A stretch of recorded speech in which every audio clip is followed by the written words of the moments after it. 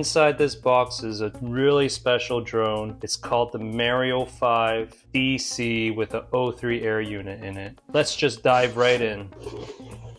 We have some HQ Juicy props here, J40, and look at this. Very shiny, can't wait to violate the shrink wrap. In here, we have a few other items. Looks like some prop nuts and spare motor parts. And we have a set of smoke black side plates. I guess in case if you don't like the purple ones that it comes with. What is this? It's an O3 plug and play, so maybe this has something to do with the receiver. And we have two straps. And it feels very nice. It has a really nice sticky grip on one side and hold the LiPo nice and tight.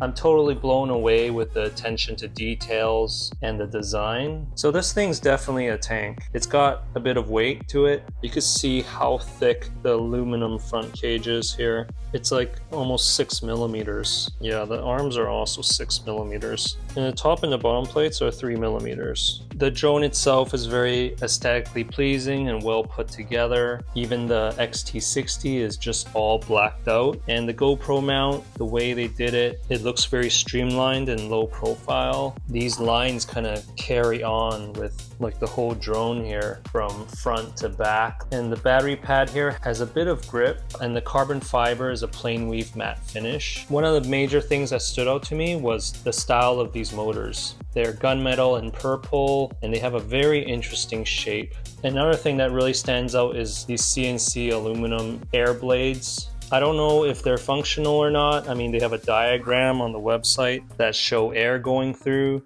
I'm sure they help a little bit, but I noticed that they do play a role in strengthening the front end too. We also have a pad here. It could be made of silicone or other type of rubber material. It should help with the vibrations going to O3 camera.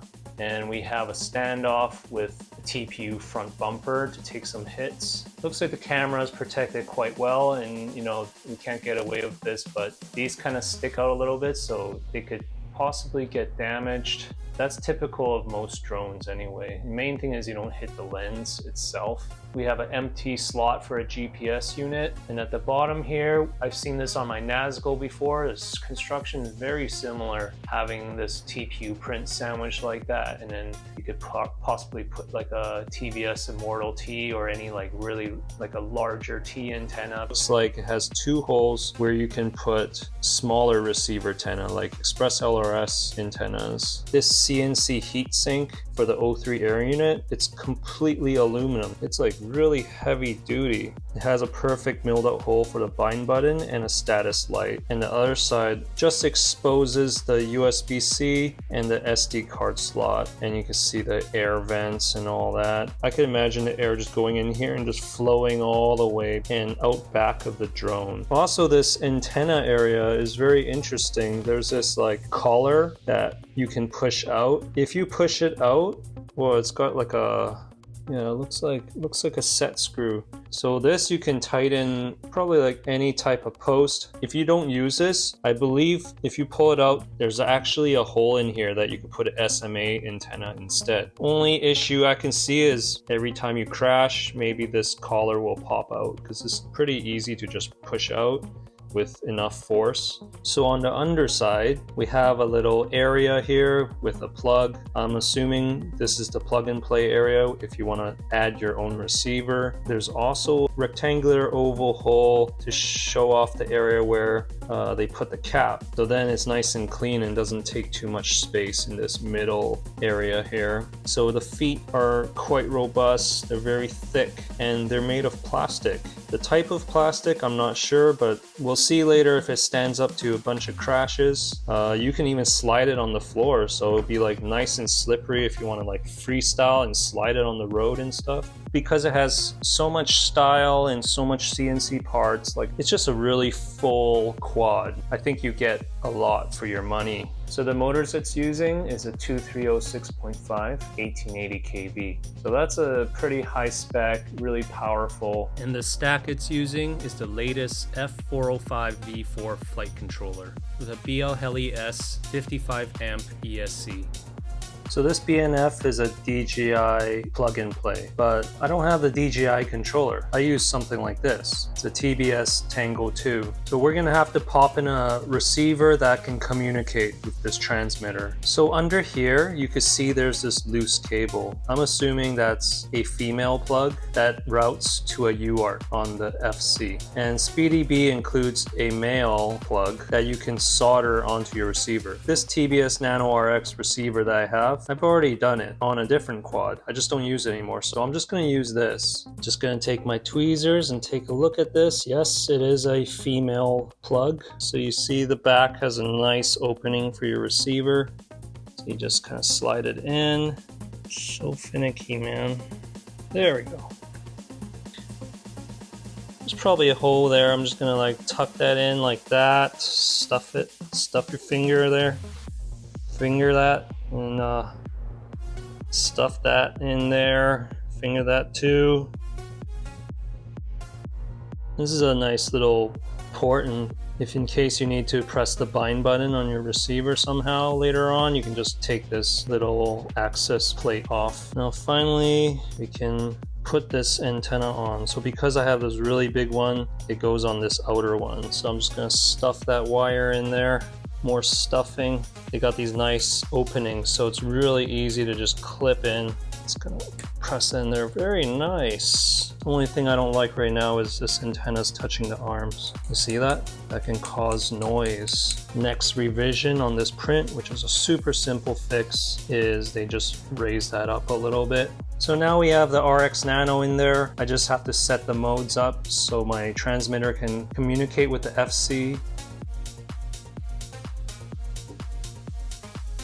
So we have firmware version 4.5.1. So it looks like the Zero RX port is already on. I'm gonna guess that's for the plug I just put in. So I'm just gonna hit up the receiver tab here.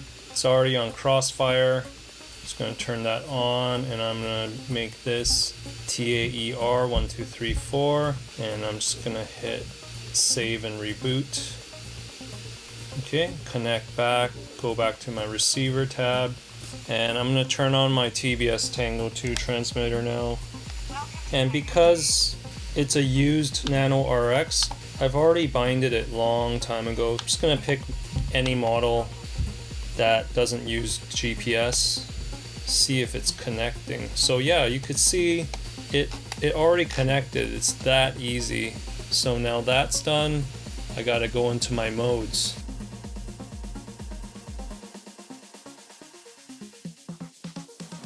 Take a look at motors.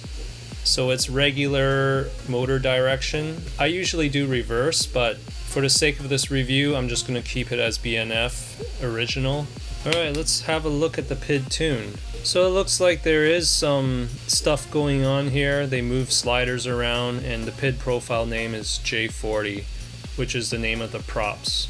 And as for the rates, it's default, so I'm just going to put in my own rates. So I like to do something like this, and I like to have a little bit of expo. Whoops. Yeah, so I hit save, and let's take a look at the filters. So the filter page, it looks like it's not touched much at all. They just drag this slider up a little bit. It's almost default and very safe.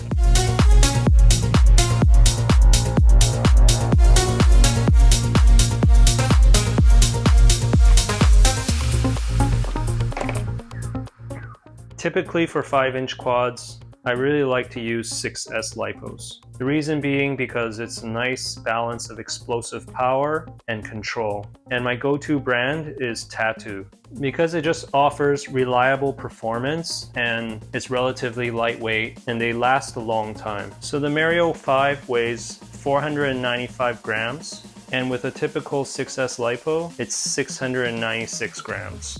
Okay, well, yeah, she's heavier than most, but most quads don't come with all this stuff. I went on their website and they have different versions of the Mario 5. They have really basic ones too, where it doesn't have the side plates and the heat sinks, so you could totally lighten it up. But, you know, this is its most premium form. I forgot to tell you about this really cool feature about the LED light strip on the side here. So if you go into your LED tab and plug in your lipo, you can actually customize it. So you see how right now it's like going right to left? That's the Larson scanner. So if you highlight all of these and you just want it to be a solid color, you could just hit save, or you could have it blink if you want, or you can even choose a rainbow option, which is really cool. Yeah, the green looks pretty good. I mean, green, yeah, you can't go wrong with any color on this quad. Definitely have fun with it, guys.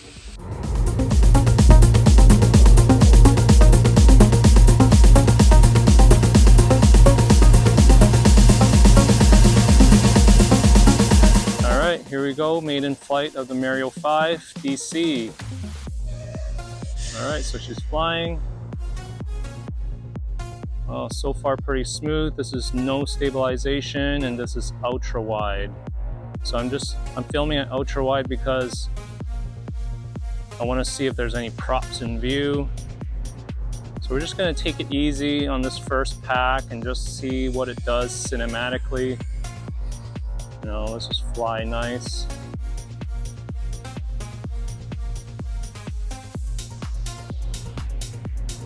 Pretty stable so far.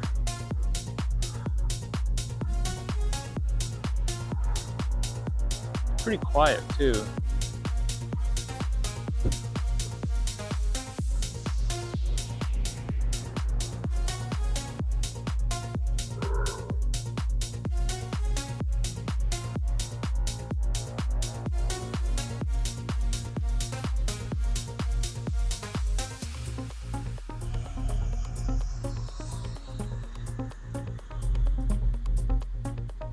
Yeah, it's actually really quiet.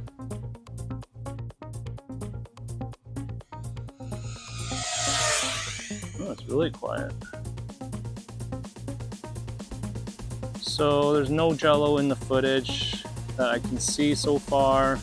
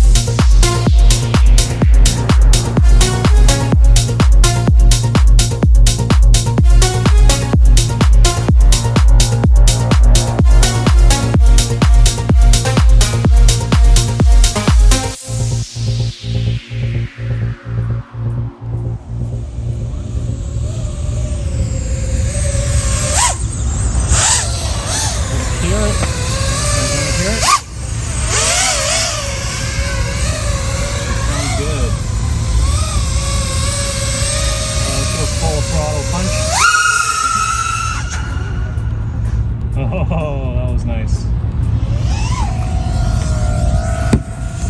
Yeah, I think this is definitely a proper 5-inch. Especially if it's your first 5-inch, you know, you just want all the bells and whistles, you want it to look the part. Like all those side plates and stuff, to me, it's unnecessary, it adds weight. But you know, I've been flying for a long time, but definitely when I bought my first 5-inch, I wanted it to look like a full supercar. You know, I wanted the LEDs, everything, like the whole thing. But as I got better and better, I was just like, oh, I just want basic. I want like as light as possible and as tank as possible. So that's kind of where I'm at. But for you guys, like this would work for anyone who just wants a premium looking product. You don't really feel the weight too much on this because of how powerful it is.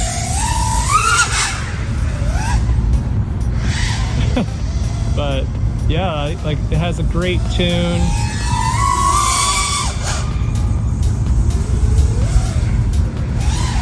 It's easy to control. Whoa.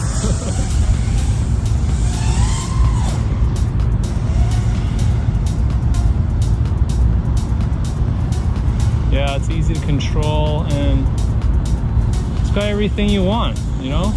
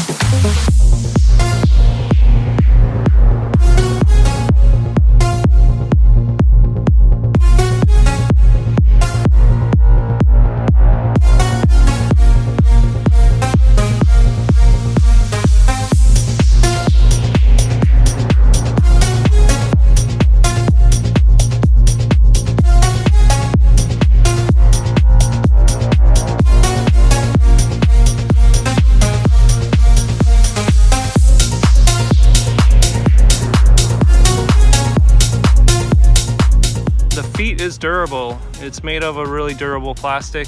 I don't know what kind, but look, it's totally fine. So you can definitely slide it. If you turn air mode off, it'll slide even better. So my fault, I kept air mode on. But the cool thing about this quad is it has Bluetooth, and if you download the Speedybee app, it's got the full Betaflight on there, so you could just start changing all your settings right on the field. You don't even have to bring your laptop anymore. That's the cool part about owning a drone like this. So the only downside with aluminum front cages is, see, I already nicked it up.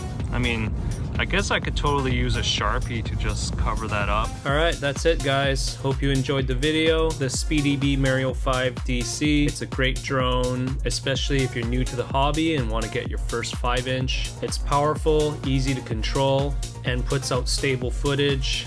All the bells and whistles you want in a premium package. In the description below are affiliate links. If you purchase from those links, I get a little bit of commission so you can support the channel. So remember to thumbs up, leave a comment, smash that subscribe button, and I'll see you on the next one.